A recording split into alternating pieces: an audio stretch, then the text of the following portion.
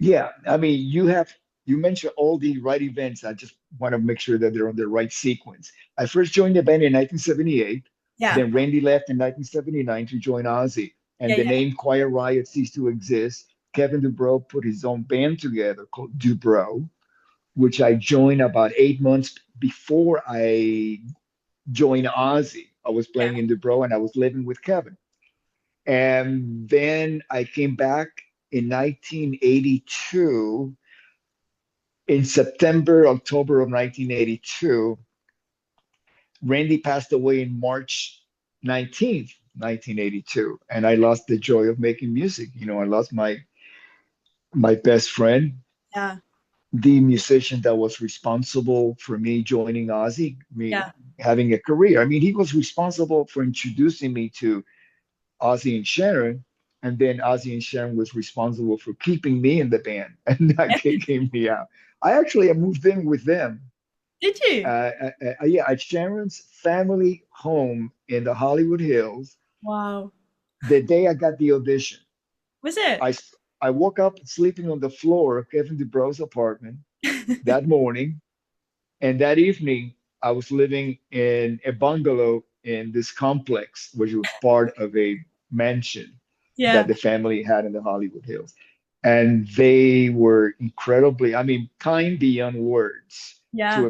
to a perfect stranger that I was, and they were always been like that with me, Ozzy and Sharon and her whole family. I sat at the same table, had breakfast, had dinners with Wow. them. We'll travel in the same bus. We stayed in the same hotels, and we experienced the same crazy stories How of did those days.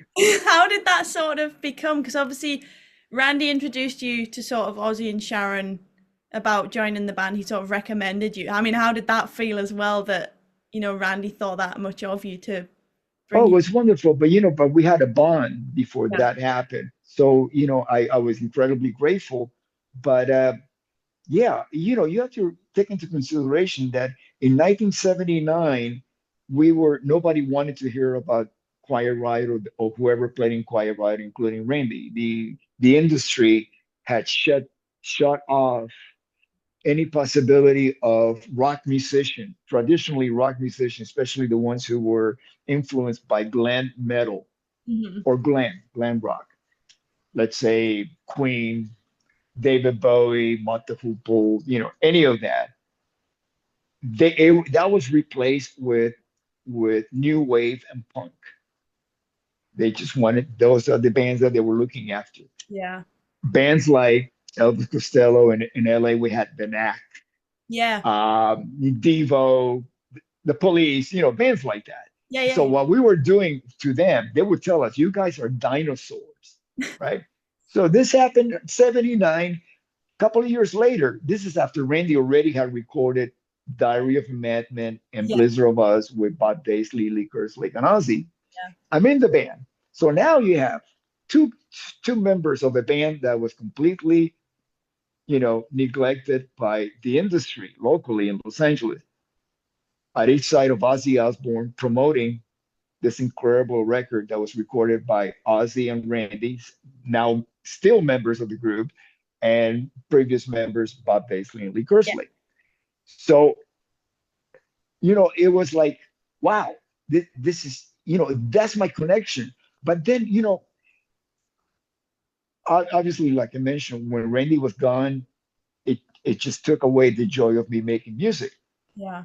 because I lost that Quiet Riot connection that I had with Randy. We both uh, we fought, we struggled to get a record deal. We were neglected by the labels, and finally, we're in this. Randy already he was way ahead of me. Yeah. Because he had recorded those two albums, but we had that you know being neglected by the local record companies in common. Yeah. Ozzy and Tommy already were bona fide rock stars. Ozzy with Black Sabbath, of course, and Yeah. and Tommy Eldridge with his band Black Oak, Arkansas. They Black Oak and Black Sabbath used to tour together, so that's how they knew together. Me, I had no track record. I went from sleeping on the floor one morning to thanks to Randy and Ozzy and Sharon to now playing in what is considered a super group. Yeah. That doesn't happen. Yeah. Super groups are by standard, they are from members, each one with a resume from coming from another successful band Yeah. that now they put the super group. So by the grace of God, I'm in playing in what is considered a super group all of a sudden. That to me is a miracle Yeah. because I really don't know if any other musician that has ever experienced that, Yeah, you've you got know, in the space of 24 hours in 24 that or to less yeah. actually, because I woke up at early that morning. Randy came over. Let's say I got up at 8. Randy came over, and we went over the songs that I was going to audition because the record had just come out, and it was not like I was getting airplay. You can find a 10-year-old on YouTube that can play Crazy Train. Yeah. 44 years ago, it wasn't getting played on the radio yet. Yeah. Like that. It was not a top 40 hit. Yeah. When I joined the band in Los Angeles. So I was like, this is new to me. I got to learn this song. So Randy's like, okay, it goes like this. Because, we didn't have time for me to learn the song. And he wanted to make sure that he knew I could play it. It was just a matter of me learning the song. So Yeah. he taught me the song. And then the other song, I Don't Know. Yeah. That's the other one. So with two songs, an hour and a half later, we were headed towards, or even less. We got there because we got to the audition rehearsal place, and Tommy, Randy, and me went over the song a couple of times before Sharon and Ozzy got there. Yeah. So whatever kinks I had, they were corrected before Ozzy and Sharon showed up. Yeah. So then, but see, I had a meeting with Ozzy and Sharon the night before, so they met me, and I recall in part Ozzy's parting words to me before he went to bed. I went to bed. I had to go back to Kevin's place, go to sleep, and do the audition the next day. Ozzy says, "Man, I get a good vibe from you. All I really ask is for you to be able to play the songs." Yeah. So I was pretty much, thanks to Randy's recommendation, I was pretty much in. I just needed to be able to play the songs. So Ozzy and Sharon show up. We do one pass of the two songs in front of Ozzy and Sharon. They're like watching and listening. And then Ozzy gets up on stage for the second time that we do the songs and he sings with us. Then we finish the two songs and Ozzy turns to me and says, "Hey man, do you want the gig?" And I say, "Yeah, okay." So there was all these other bass players in the corner waiting for their turn to audition. So Sharon goes over there and tells them, "Boys, thank you for coming, but we found our bass player." Most of them were not very happy, but nevertheless, I got the gig, So no matter what they were throwing at me with their like, their eyes, evil, it didn't matter. I was in cloud nine, I was like floating on air, and so after the audition, Randy takes me over to the house. And they had like 10 days or less to start the tour. Yeah. Okay. By the time that they settle on me being the bass player. Okay. So it was like, okay, these, they don't know you. They're only going by my word. Randy's telling me this. They're only going by my word that you are the right guy because you're not a big partier. You're not gonna be a bad influence on Ozzy, and you're gonna be a right to hang out in the bus with. Qualities that every musician should have. Yeah. Uh, and so I say, okay, don't worry. And so I get to the house and they're offering me drinks and other stuff, and I'm going, "Oh, no, no, thanks. Because I knew I had to get up the next day and Yeah. Yeah. and start rehearsing. I got the audition already. Now we're going to full rehearsal now, and Yeah. there's more music that I gotta learn. So it's like, okay, my brain is gonna explode now. And not only Blizzard of Us song, we also added two songs from the Diary of a Madman record that wasn't even mixed yet, and then three Black Sabbath songs. So it was like a whole, hour and 15 minutes of music. Yeah. So it was like, okay, I got to really focus on this. So so yeah, I that night I asked Ozzy if he could give me a ride back to where I was sleeping on the floor, and Ozzy said, "No, man, I won't drive." So, but then he points out at one of the bungalows in the courtyard, and he says, "But you just go sleep there." And of course, I just joined the band, and I know that this is Sharon's family home, and there's going to be people that don't even have an idea that I'm the new bass player in the band. So Yeah. it's like, who's this guy sleeping in my bungalow? So I was really nervous. I did not take my clothes off. I did not make myself at home yet, but I fell asleep really, really fast because it was the first mattress that I was sleeping on Yeah. for months. And then that morning, I hear Sharon waiting, knocking on the door, asking me to come and join the family for breakfast. Oh wow. And yeah, that was just the beginning. That is lovely. I mean, what's your feeling the fact, because obviously you were so close with Randy, how do you feel the fact that the likes of like me, I'm a 21-year-old guitarist, I'm so inspired by him still, even though his passing was so long ago. How do you feel about his legacy lasting this long? Yeah, it's interesting because I think whether he was alive or passed 43 years ago, 1982, Hmm. uh, it would still have the same influence because I think one of the transcendental qualities of Randy's music is his integrity to his creations, compositions, performance of the compositions. Hmm. Uh, he had been playing for a long time, especially classical music was his first Yeah. introduction into music, playing acoustic guitar. And Yeah. then he started playing electric because he wanted to hang out with kids his own age, put a band together, meet girls and things like that. Which I get. That's when I first saw the Beatles on Ed Sullivan show, I looked at them and I thought, wow, these guys cool songs. They look cool. I like it. But it wasn't until the camera panned to the girls, Beatlemania. I want that. I want girls to feel just like about me, just like they do about the Beatles. And that's what really pushes you over. If you're just standing at the edge, this is what's going to shove you in, all your head over heels. And so, all teenagers, we go through that period. And then you fall in love with the instrument and you fall in love with music, Yeah. you know. And Randy had the highest musical integrity because of anybody I played with, just because I mean, it was natural for him to have that, his love of music.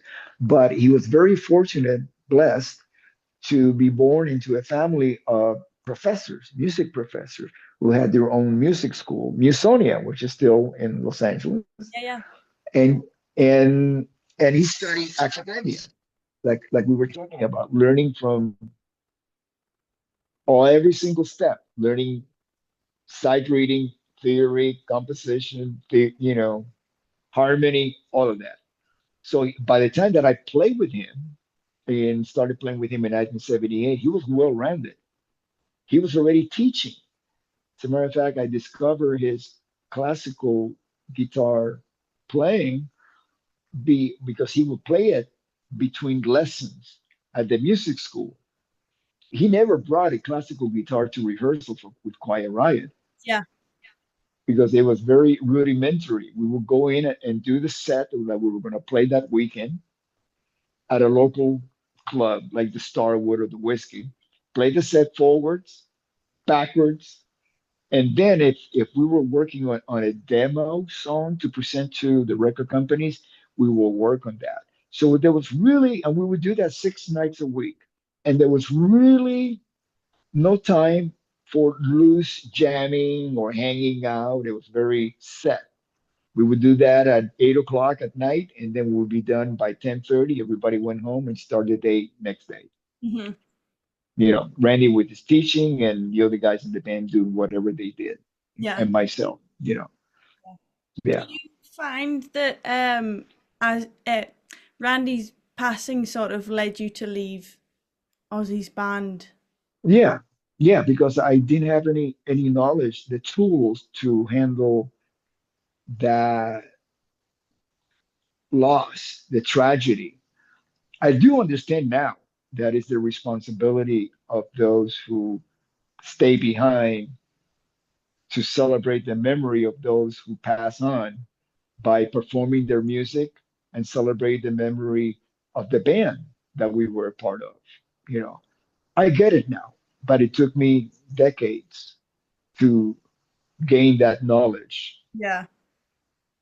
Okay, that's yeah. I mean, I can imagine that it was just really. Was it like a difficult period of time of Oh, incredibly difficult. Okay, to? imagine there's a video called "Speak of the Devil," which is the Ozzy band in at Irvine, California, which is outside of Los Angeles, performing the Diary of a Madman show with Brad Gillis Hmm.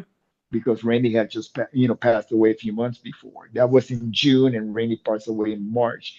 And that performance, that production was already contracted before Randy passed away, and it was supposed to feature Randy Rhoads.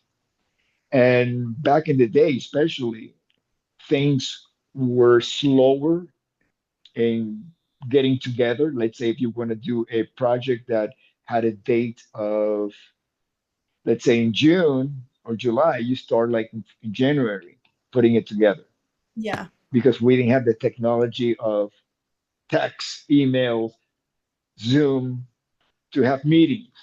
Everything was slower pace, gathering all the pieces that it would take to put on a production like that, which meant, bringing in cameras and bringing in some laser special effects and, you know, uh, to create this video that we did. So when the label Eagle Rock released the DVD of that performance, they asked me to write the liner notes. And so I watched it again. I haven't watched this, and it was first televised Halloween night, 1983 on MTV. That was the only time it was ever televised. Yeah. After that, it got put away, and now it became available on DVD. And I'm looking at it, I'm watching it before I wrote the liner notes, and I reconnected with the pain because I could see myself. I know myself very well. So Mhm. if I'm in pain, I can see it in my face. Yeah. I know, and now all of a sudden I'm there, experiencing the pain. I'm watching it and I'm living it, reliving it. And it just reminded me of the courage that Ozzy every single night had to have to go on stage and sing. It's different. If you're playing an instrument, you can always hide your emotions Yeah. behind an instrument. Hide it enough to do the job. But to sing where your own body is that's the only instrument you got. Yeah. And your body is being traumatized by an experience. And every time you get on that stage and you look to your left, Randy's not there, it's somebody else. Yeah. The castle remained the same. That was our backdrop. We had a castle for the Yeah. Diary of the Madman Yeah. tour. Yeah. We had a little person running around dressed like a monk. Everything remained the same.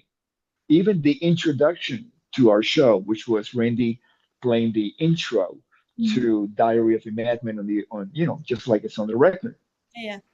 remained the same. Then we start the show and there's no Randy. It's it's heartbreaking, Yeah. Hmm. heartbreaking. So I couldn't really, I did not have the tools to deal with it at the time. And I lost the joy of playing. Hmm. And then one one day in September, like I'm getting ready to in a couple of days before that, after that, to go to New York to record Speak of the Devil, which is the Ozzy Black Sabbath re-recording. Yeah, yeah, yeah. I think in England it's called Talk of the Devil, but in the US it's Yeah, yeah. released as Speak of the Devil. Uh, I get a phone call from Kevin DuBrow saying, hey man, we're in the studio. There's a possible record deal, and how would you like to come down and record Thunderbird? Hmm. Now the band was still called Dubrow. It wasn't even renamed Quiet Riot at the time, just Yeah. Dubrow. So I said, sure, I would love to. So I went down, and there's Frankie Benelli in the studio, who he and I we had a history dating back to 10 years before, Yeah. 1972. We met on my birthday, November 18th, and we started playing in Florida right after that, and then we left in the mid '70s when disco came in because we are rock musicians, we are not disco musicians. So we moved to Chicago, got some money together, playing in top 40 bands, and then we wound up in LA in 1977. We run out of money, we part our ways. I go to New Jersey to play with my brother's top 40 band. I go back to LA in 1978, and that's when I joined Quiet Riot in 1978. And then by 79, Randy left to join Ozzy. Yeah. And then I joined Ozzy in 81. So this is the chronology of that. And then finally, I'm in the studio with Frankie. I'm in the studio with Kevin, who I had a history with, Quiet Riot and Dubrow and living with him. Carlos, I had just met. I had never played with him before, but I knew of him because of his band Snow, Hmm. played the same circuit as Dubrow. So we tracked that song Thunderbird really quickly. And then the producer says, hey, do you remember Slick Black Cadillac? And I said, yeah, give me a couple of takes because I haven't played that in years. Yeah. So we did that. And then a couple of more Dubrow songs, one called Love's the Bitch and Let's Get Crazy, two songs. So by the time I left the session, I recorded four songs. Now I'm still a member of Ozzy. But what happened was I went to New York to record Speak of the Devil, and still this doom and gloom cloud was hanging over the Yeah. band for because of Randy's death. And I had to make one of the toughest decisions I've ever made in my life. I'd say the toughest career decision, definitely, Yeah. which was to leave Ozzy, one of the biggest bands in the world. They took great care of me Yeah. for the complete unknown, which was Quiet Riot. Hmm. But it would give me a fresh start. And also, I would what I know that another important factor was that I was going to be able to